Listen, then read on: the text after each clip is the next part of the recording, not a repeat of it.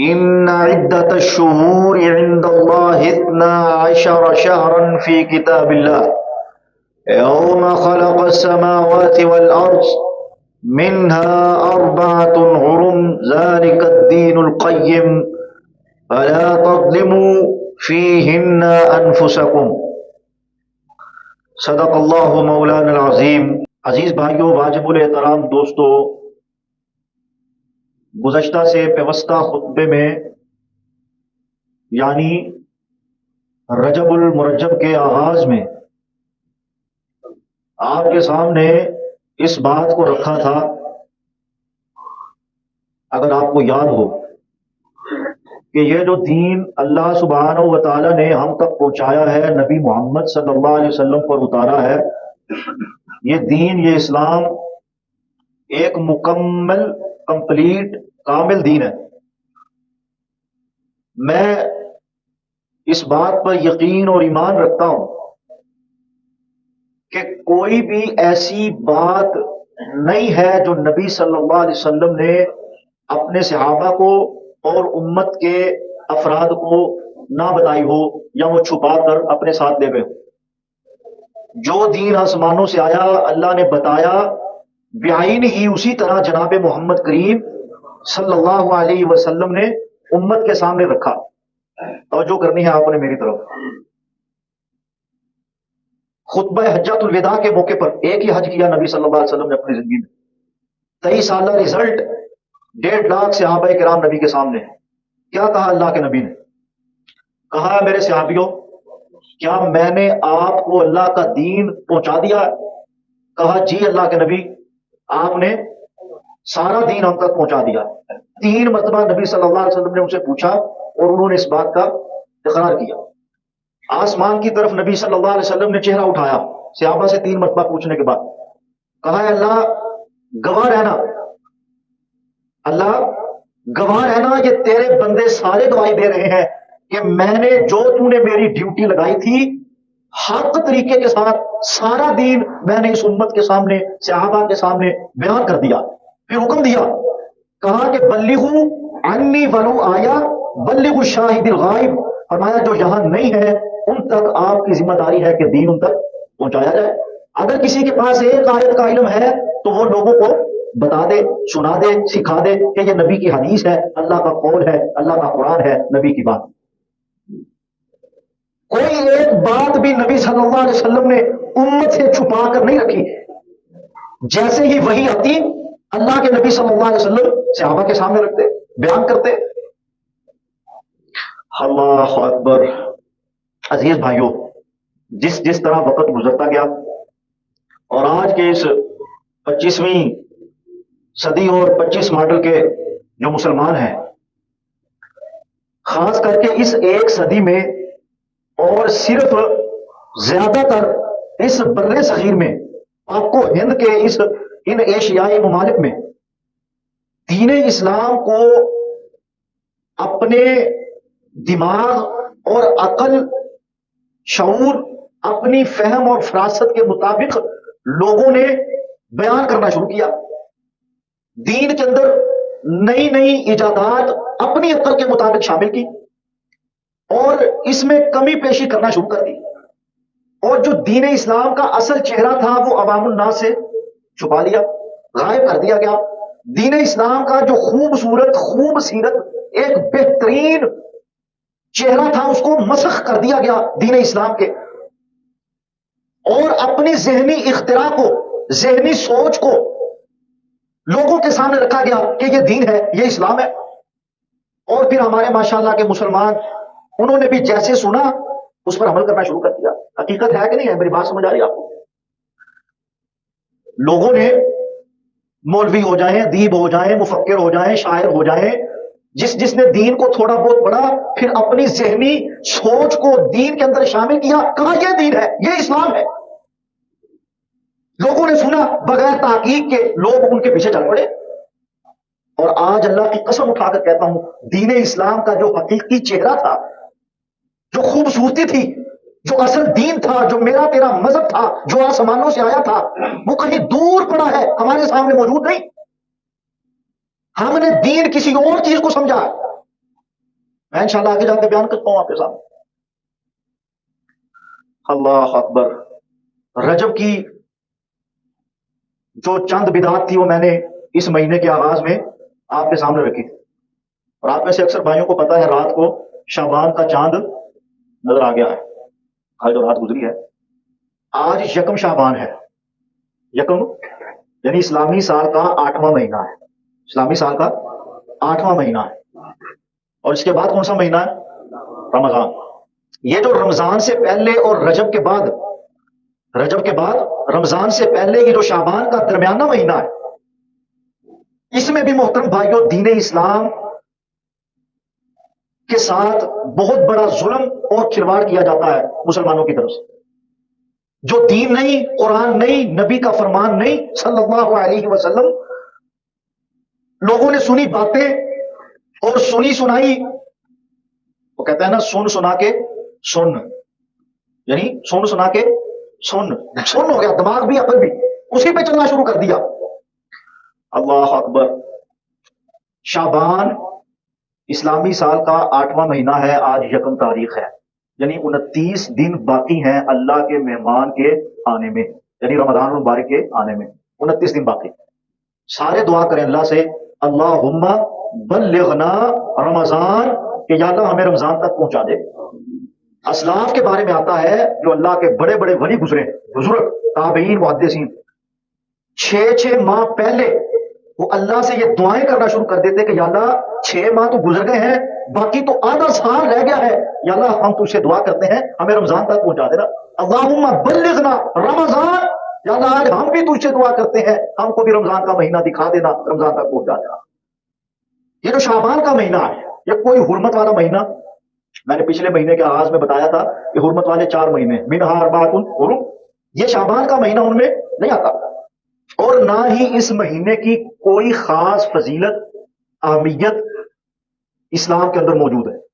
اور یہ بات بھی یاد رکھیں، یہ جو مہینے ہیں، دن ہیں، سال ہیں، وقت ہیں، آج سے 1400 سال پہلے نبی صلی اللہ علیہ وسلم اور دین اسلام کے مکمل ہونے تک جو فضیلت، جو اہمیت اللہ نے اور نبی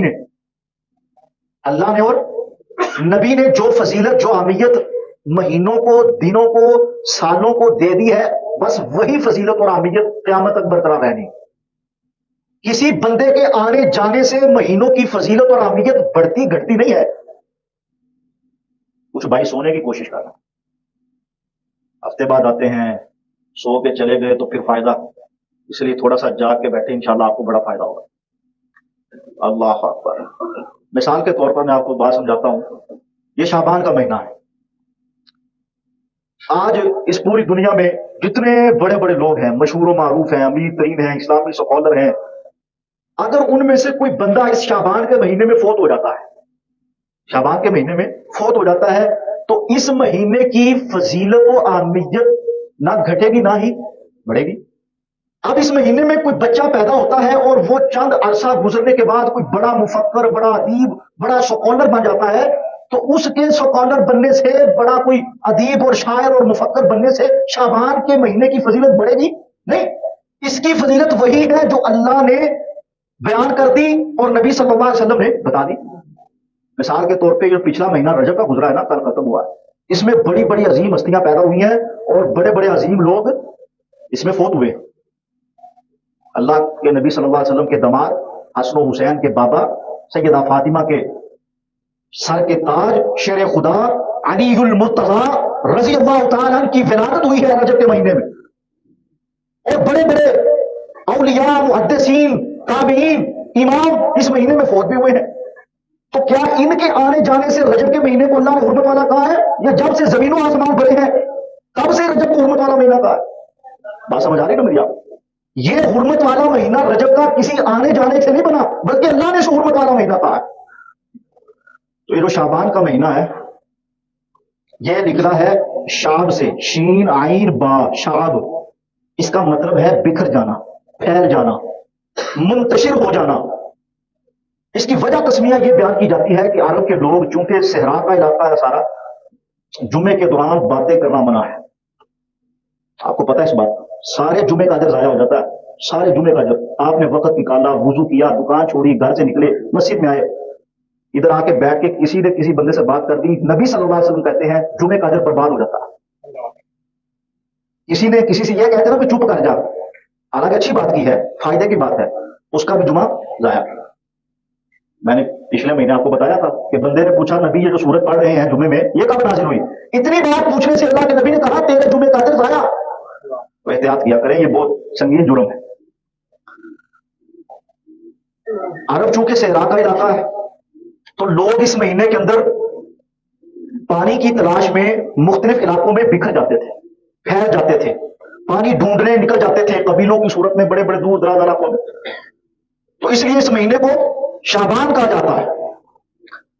اللہ اکبر. محترم بھائیوں, نبی صلی اللہ, آپ کو میں بتاؤں کہ اس مہینے میں نبی صلی اللہ علیہ وسلم 27 سے 28 روزے رکھا کرتے تھے. کتنے روزے؟ یعنی شعبان, رمضان کی بات نہیں کر رہا. ام سلمہ کہتی ہیں رضی اللہ تعالیٰ عنہ, صحیح حدیث کہتی ہیں ما رأیت النبی صلی اللہ علیہ وسلم یصوم شہرین متتابعین الا شعبان و رمضان. کہتی ہیں کہ نبی صلی اللہ علیہ وسلم کو ہم نے 2 مہینے اکٹھے روزہ رکھتے ہوئے کبھی نہیں دیکھا, الا شعبان و رمضان, سوائے شعبان کے اور رمضان کے. فرمایا جب شعبان کا چاند طلوع ہوتا تو اللہ کے نبی صلی اللہ علیہ وسلم روزے رکھنا شروع کر دیتے. سارا مہینہ رمضان سے قبل اللہ کے نبی روزے رکھتے سوائے آخری 2 دنوں کے, سوائے آخری 2 دنوں کے. یہ ہے کرنے کا کام اس مہینے کے اندر, روزے رکھتے اللہ کے نبی. پوچھا گیا کہ آپ اس مہینے میں روزے, بات سننے والی ہے, نبی صلی اللہ علیہ وسلم سے پوچھا گیا آپ اس مہینے میں روزے کیوں رکھتے؟ اللہ اکبر. فرمایا میں روزے اس لیے رکھتا ہوں کہ رمضان کی تیاری کرتا ہوں, پریکٹس ہو جائے, عادت بن جائے روزے رکھنے کی. اور ایک وجہ اور بیان کی, آپ کو پتا ہے ہر انسان پر روزانہ 2 فرشتے آتے ہیں اور اللہ کے پاس جاتے ہیں. ایک صبح فجر کے وقت آتا ہے اور وہ سارے دن اور ساری رات کی رپورٹ لے کے اللہ کو پیش کرتا ہے, اور دوسرا فرشتہ عصر کے وقت جاتا ہے, وہ سارے دن کی رات کی رپورٹ لے کر اللہ کے پاس پیش کرتا ہے انسان کی. یہ ڈیلی رپورٹ پیش ہوتی ہے اللہ کی, اللہ کو بندوں کی. اور محترم بھائیوں یہ نہ سمجھے کہ یہ ہوائی باتیں ہیں ساری, اللہ کا نظام ہے. اس نے حساب و کتاب کا, انصاف کا, عدل کا ایک نظام مرتب کیا ہے. ان دنیا کے انسانوں میں انصاف کرنے کے لیے اللہ کہتے ہیں کرامن کاتبین یعلمون ما تفعلون. ہم نے تیرے سجے کھبے 2 ذمہ دار بٹھائے ہیں, وہ تیری نیکی بدی کو لکھتے ہیں ہمارے سامنے. یفعلون, جو تو کرتوتے کرتا ہے, ما تفعلون, وہ لکھتے ہیں, لکھ کر میرے سامنے پیش کرتے ہیں. کائنات کے رب کا نظام دیکھیے اللہ کی قسم, اتنا صاف ستھرا عدل والا. اور ایک رپورٹ اللہ کے سامنے ہفتے کے بعد پیش کی جاتی ہے, ڈیلی اور ویکلی رپورٹ بندوں کی پیش کی جاتی ہے. اور ایک رپورٹ نامہ اعمال کی سالانہ اللہ کے سامنے پیش کی جاتی ہے. سال کے بعد بھی ایک رپورٹ پیش کی جاتی ہے. تو نبی صلی اللہ علیہ وسلم نے کہا وہ جو رپورٹ اللہ کے سامنے سال کے بعد پیش ہوتی ہے نا, وہ شعبان سے شعبان تک ہوتی ہے. یعنی شعبان کے مہینے میں سال کی مرتب شدہ رپورٹ وہ کرامن کاتبین لکھتے ہیں, وہ اللہ کے سامنے پیش کرتے ہیں. فرمایا میں روزے اس لیے رکھتا ہوں شعبان کے مہینے میں کہ جب میری رپورٹ, میرا نامہ اعمال فرشتے اللہ کے سامنے رکھے تو اس پر لکھا ہو کہ اللہ یہ تیرا بندہ, تیرا پیغمبر, تیرا نبی محمد رسول اللہ صلی اللہ علیہ وسلم روزے کی حالت میں تھے. پچھلے سال بھی رپورٹ بنی تب بھی روزے کی حالت میں تھے. میں چاہتا ہوں کہ جب میری سالانہ رپورٹ اللہ کے سامنے جائے تو میں کس حالت میں رہوں؟ روزے کی حالت. یہ کرنے کا کام ہے. آپ انصاف کے ساتھ بتانا محترم بھائیوں, مجھ سمیت سب سے پہلے میں اپنے آپ کو نصیحت کرتا ہوں, پھر سارے آپ ذرا انالیسس کریں, سوچیں, غور کریں. کیا کبھی ہم نے اتنی زندگی گزر گئی شعبان کے مہینے میں کبھی روزے رکھے ہیں؟ یہ بزرگ بیٹھے ہیں, نوجوان بیٹھے ہیں, کبھی کسی نے؟ کیا ہم نہیں چاہتے کہ جب ہمارا نامہ اعمال اللہ کے سامنے پیش کیا جائے تو یہ رجسٹر میں لکھا ہو کہ یا اللہ تیری وجہ سے تیرا بندہ بھوکا پیاسا روزے کی حالت میں تھا, اللہ کتنا خوش ہوں گے تیری میری رپورٹ دیکھ کر. اب دیکھیں نا جو روزانہ کی رپورٹ پیش ہوتی ہے فجر کے وقت اور عصر کے وقت جو بندہ نماز کی حالت میں ہوتا ہوگا فرشتے لکھتے ہوں گے کہ یہ جب رپورٹ لینے گیا تب بھی نماز کی حالت میں تھا، اب عصر کے وقت پیش کر رہا ہوں تب بھی نماز کی حالت میں. امت کے لیے آسانی کر دی نبی صلی اللہ علیہ وسلم نے. فرمایا اگر مسلمانوں میں سے کوئی شعبان کے مہینے میں روزہ رکھنا چاہے تو وہ 15 روزوں سے زیادہ نہ رکھے. اذن تصف شعبان فلا تصوموا، فرمایا جب نصف شعبان گزر جائے اس کے بعد روزے نہ رکھو. کیوں؟ فرمایا کہیں کمزوری میں نہ پڑ جانا، یہ نہ ہو کہ یہاں نفلی روزے رکھتے رہو اور رمضان میں رکھنے کی طاقت ہی باقی نہ بچے. منع کر دیا امت کو، کہا نبی نے تو رکھے پورا مہینہ، اگر امت رکھنا چاہتی ہے اس مہینے میں نفلی روزے رمضان کی عادت بنانے کے لیے، رپورٹ پیش کرنے کے لیے، تو وہ 15 سے زائد نہ رکھے، 15 سے زائد نہ رکھے. تو کیا خیال ہے؟ آج یکم ہے، انشاءاللہ کوشش کریں گے نا نفلی روزے رکھنے کی. اللہ تعالیٰ توفیق عطا فرمائے. ہم نے نا نفلی روزے کبھی رکھے ہی نہیں، کبھی اس کا تصور ذہن میں آیا ہی نہیں. اللہ اکبر. نفلی روزوں کا اہتمام کرے اس مہینے میں، لیکن 15 کے بعد نہیں رکھتے. عزیز بھائیوں، جب 15 شعبان کا دن آتا ہے نا، 15 شعبان کا دن آتا ہے تو بہت ساری بدعات، خرافات، رسومات، ایجادات امت کے اندر موجود ہیں جس میں بہت کثیر تعداد مبتلا ہے. میں مختصر بتاتا ہوں، وقت گزر گیا پتہ ہی نہیں چلا. سب سے پہلے تو اس رات کو خصوصی طور پر عبادت کی جاتی ہے، قیام کیا جاتا ہے، اور پھر 15 شعبان کا روزہ رکھا جاتا ہے. پتا ہے نا، روزہ رکھا جاتا ہے اور کہا جاتا ہے کہ یہ شب برات ہے، شب برات ہے. اللہ اس رات کو فیصلے کرتے ہیں، سارے انسانوں کی قسمت لکھی جاتی ہے، رزق میں اضافہ کیا جاتا ہے، اللہ سب کو معاف کرتے ہیں. مردوں کی جو روحیں ہیں وہ گھروں کو آتی ہیں، لوگ بڑے بڑے کھانے پکا کر تقسیم کرتے ہیں، چراغاں کیا جاتا ہے، لائٹنگ کا اہتمام کیا جاتا ہے، کنک میں سجائے جاتے ہیں.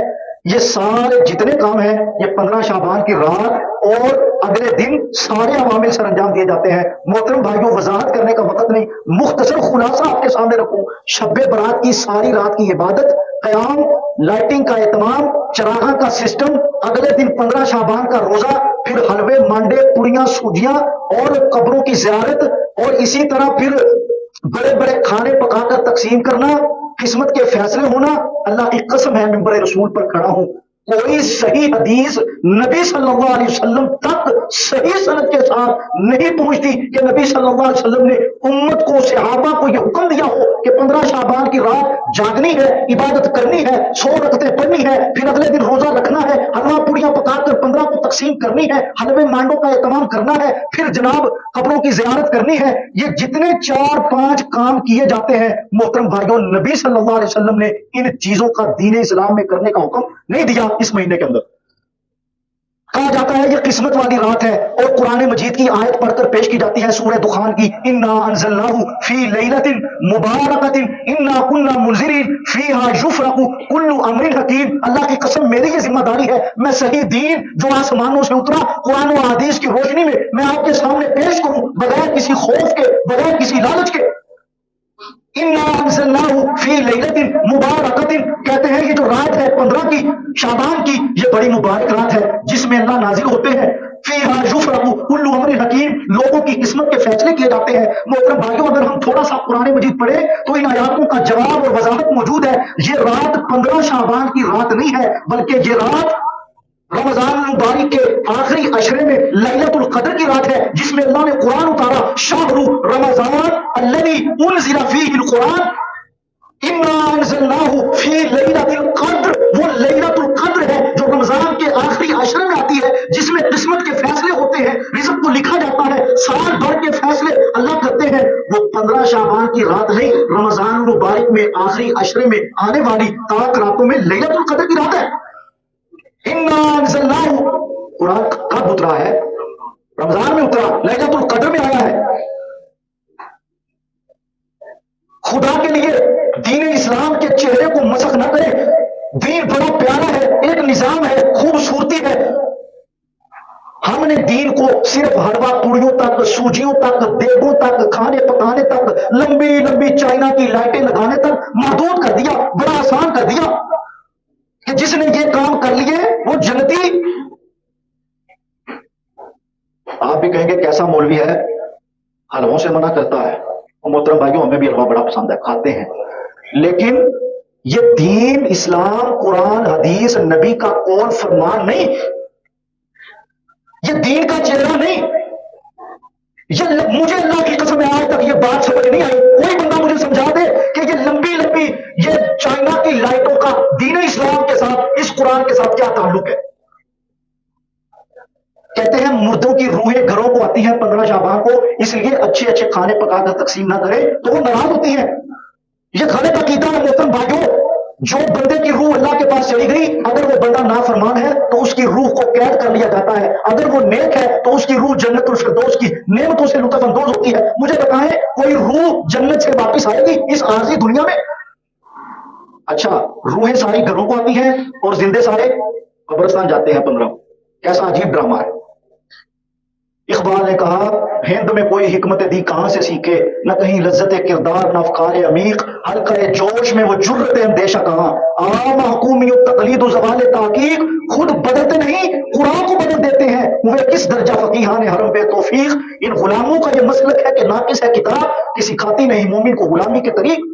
آئیے محترم بھائیوں دعوت فکر دیتا ہوں کہ ان بدعات سے, خرافات سے, رسومات سے اپنے آپ کو بچائیے, دین اسلام کے صحیح مزاج کو سمجھیے, اسلام کے نظام کو پڑھیے, صحیح چہرے کو لوگوں کے سامنے بیان کیجیے. دین بڑا خوبصورت, بڑا سچا سچا کمال اللہ سبحانہ و تعالیٰ نے دین عطا کیا ہے, اس کے صحیح چہرے کو مسخ نہ ہونے دیجیے, ورنہ وہ دن دور نہیں کہ جب یہ آپ کا اور میرا دین بھی بگڑ جائے گا, تبدیلیاں ہو جائیں گی. اللہ کے فضل سے اللہ نے اس دین کی حفاظت کرنی ہے, قرآن مجید کی حفاظت کا ذمہ اللہ نے لیا ہے, لیکن ہمارے ذمے بھی یہ بات آتی ہے کہ ہم دین اسلام کو خود پڑھیں, تحقیق کریں, مطالعہ کریں, بیٹھیں, غور کریں, سوچیں, تاکہ دین اسلام کا صحیح چہرہ مسخ نہ ہو. اللہ ہمیں دین سمجھنے عمل کرنے کی توفیق عطا فرمائے. آخر دعوانا الحمدللہ.